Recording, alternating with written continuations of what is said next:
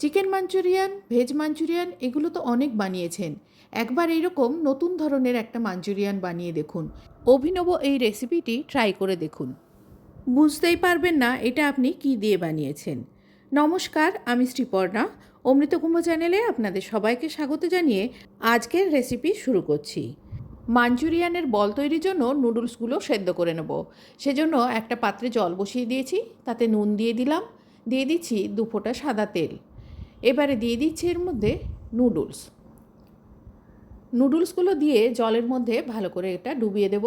তারপর 3 থেকে 4 মিনিট এটাকে সেদ্ধ হতে দেব।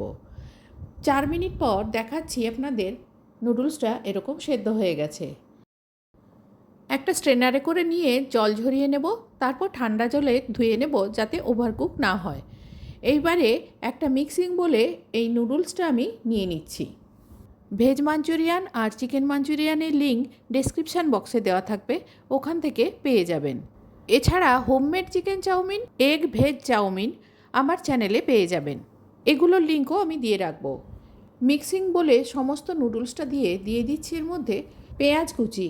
আমি এখানে একটা মিডিয়াম সাইজের পেঁয়াজ ছোট ছোট করে কুচিয়ে নিয়েছি। আপনারা চাইলে পেঁয়াজের সাথে গাজর, বিনস, কিছু ভেজিটেবলস অ্যাড করতে চাইলে করতে পারেন। গোটা কয়েক কাঁচা লঙ্কা ছোট ছোট করে কুচিয়ে এর মধ্যে দিয়ে দিলাম। ঝালটা আপনাদের নিজেদের পছন্দ মতো, পরিমাণ মতো নুন দিয়ে দিলাম। কালারের জন্য হলুদ গুঁড়ো দিলাম, আপনারা কালারের জন্য লাল কাশ্মীরি লঙ্কার গুঁড়ো দিতে পারেন। এবারে এর মধ্যে দিয়ে দিচ্ছি শুকনো লঙ্কা, জিরে, ধনে, মৌরি ড্রাই রোস্ট করে নিয়েছিলাম। তারপর ঠান্ডা করে সেটা হামানদিস্তায় গুঁড়ো করে সেই মশলা 1.5 চামচ। কর্নফ্লোর দিয়ে দিচ্ছি, 3 টেবিল চামচ কর্নফ্লোর দিয়েছি। এবারে সমপরিমাণ ময়দা দেব। এবারে সব কিছু একসাথে ভালো করে মিশিয়ে নেব। মেখে যদি দেখি জলের প্রয়োজন আছে তবেই জল দেব। নুডলস ভেজা, তাই সাধারণত জল লাগে না, আমারও এক্ষেত্রে জল লাগেনি। হাত দিয়ে ভালো করে মিশিয়ে নিলাম। তারপর দিয়ে দিচ্ছি এর মধ্যে গোলমরিচের গুঁড়ো, ধনে গুঁড়ো, জিরে গুঁড়ো, মৌরি গুঁড়ো, শুকনো লঙ্কা গুঁড়ো আর গোলমরিচের গুঁড়ো। এই কয়েকটা মশলা দিয়েছি, আপনারা চাইলে এর সাথে চাট মশলাও দিতে পারেন। আর কেউ যদি মনে করেন সয়া সস দেবেন এতে, দিতে পারেন। আমি সয়া সস ছাড়াই এটা মাখালাম। এই মিশ্রণ থেকে অল্প করে পোর্শন নিয়ে ছোট ছোট বল আকারে গড়ে নিয়ে আপনাদের দেখাচ্ছি। পুরো মিশ্রণটা থেকে আমার এই এতগুলো বল তৈরি হয়েছে। আপনাদের মিক্সিং বোলটা দেখাচ্ছি। এই সমস্ত মিশ্রণ থেকে বলগুলো আমি বানিয়ে নিয়েছি। যদি বলগুলো হাতে চিটে যায় তাহলে অল্প তেল ব্যবহার করতে পারেন। নুডলসের বলগুলো ভাজার জন্য কড়াইতে বসিয়ে দিয়েছি মিডিয়াম ফ্লেমে সাদা তেল। আমি এখানে গ্রাউন্ডনাট অয়েল ব্যবহার করেছি। তেলটা গরম হয়ে যাওয়ার পরে এক এক করে বলটা ছেড়ে দেব আর ক্রমাগত নাড়তে থাকবো যাতে সমানভাবে ভাজা হয়।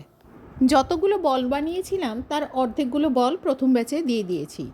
এগুলো মাঝে মাঝে নাড়াচাড়া করে এইভাবে ভেজে নিচ্ছি। ক্রমাগত ঘুরিয়ে ঘুরিয়ে নাড়লে খুব ভালোভাবে ভাজা হয়ে যাবে।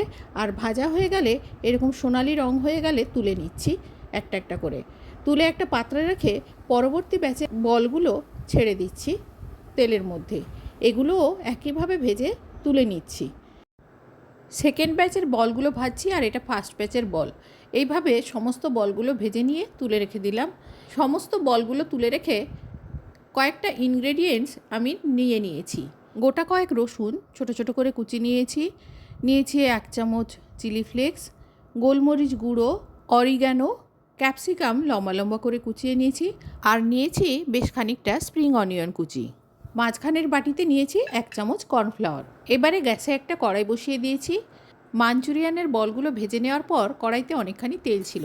সেই তেল থেকে খানিকটা তেল আমি রান্নার জন্য এই কড়াইতে নিয়ে নিলাম।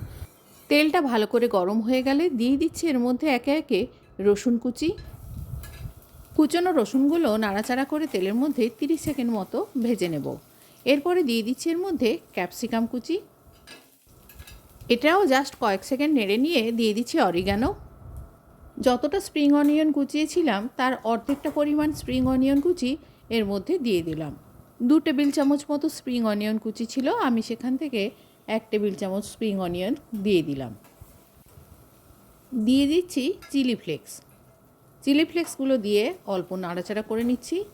এরপরে দিয়ে দিচ্ছি এক এক করে 2 চামচ সয়া সস, 1.5 চামচ রেড চিলি সস আর দিচ্ছি 2 চামচ টমেটো সস। সসগুলো মিশিয়ে নিয়ে মিনিট খানেক মতো নাড়াচাড়া করে নেব। এরপর দিয়ে দিচ্ছি এর মধ্যে সামান্য পরিমাণ জল। জলটা ভালো করে মিশিয়ে নিয়ে সামান্য পরিমাণ নুন দিয়ে দিচ্ছি। সসে এমনিতেই নুন থাকে, তাই খুব অল্প পরিমাণ নুন দিলাম। এই মিশ্রণটা একটু ফুটতে দিয়ে আমি কর্নফ্লাওয়ারের স্লারিটা তৈরি করার জন্য কর্নফ্লাওয়ারের বাটিটাতে অল্প পরিমাণ জল দিয়ে দিলাম। জল দিয়ে কর্নফ্লাওয়ারটা গুলে রেখে দিলাম। দেখুন কর্নফ্লাওয়ার গোলাটা ঠিক এরকম হবে। কর্নফ্লাওয়ার স্লারিটা রেডি করে রেখে কড়াটা আপনাদের দেখাচ্ছি। এই মিশ্রণটা ফুটতে শুরু করেছে, এবারে বলগুলো এক এক করে দিয়ে দিচ্ছি। সমস্ত বলগুলো ভালো করে মিশিয়ে নিয়ে কর্নফ্লাওয়ার গোলা জলটা এর মধ্যে দিয়ে দিচ্ছি। কর্নফ্লাওয়ার গোলা জল দিয়ে মিনিট খানেক নাড়াচাড়া করে নেব। দেখুন আপনাদের দেখাচ্ছি, এটা থিকনেসটা ঠিক এরকম হবে আর দেখতে কতটা লোভনীয় হয়েছে। একবার মাঞ্চুরিয়ান এইরকম নুডলস দিয়ে ট্রাই করে দেখুন, আর দেখবেন খেতেও এটা অনেক আলাদা হয়। কনসিস্টেন্সিটা যখন এরকম হয়ে যাবে সেই সময় দিয়ে দিচ্ছি গোলমরিচ গুঁড়ো। রান্নার সময় অর্ধেকটা স্প্রিং অনিয়ন কুচি দিয়েছিলাম, বাকি অর্ধেকটা থেকে স্প্রিং অনিয়ন কুচি এর মধ্যে দিয়ে দিলাম। এবারে এটাকে মিশিয়ে নিয়ে গ্যাসটাকে অফ করে দিচ্ছি। একটা প্লেটে ঢেলে পরিবেশন করে আপনাদের দেখাচ্ছি। অভিনব এই রেসিপিটি কেমন লাগলো কমেন্টে জানাতে ভুলবেন না। মাঞ্চুরিয়ানটা প্লেটে ঢেলে নিয়ে ওপর থেকে স্প্রিং অনিয়ন কুচি ছড়িয়ে দিয়ে পরিবেশন করলাম আজকের এই অভিনব নুডলস মাঞ্চুরিয়ান। আজ এই পর্যন্ত, দেখা হবে অন্য কোনো দিন অন্য কোনো রেসিপিতে।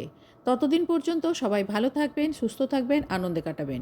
ভিডিওটি শেষ পর্যন্ত দেখার জন্য সবাইকে ধন্যবাদ।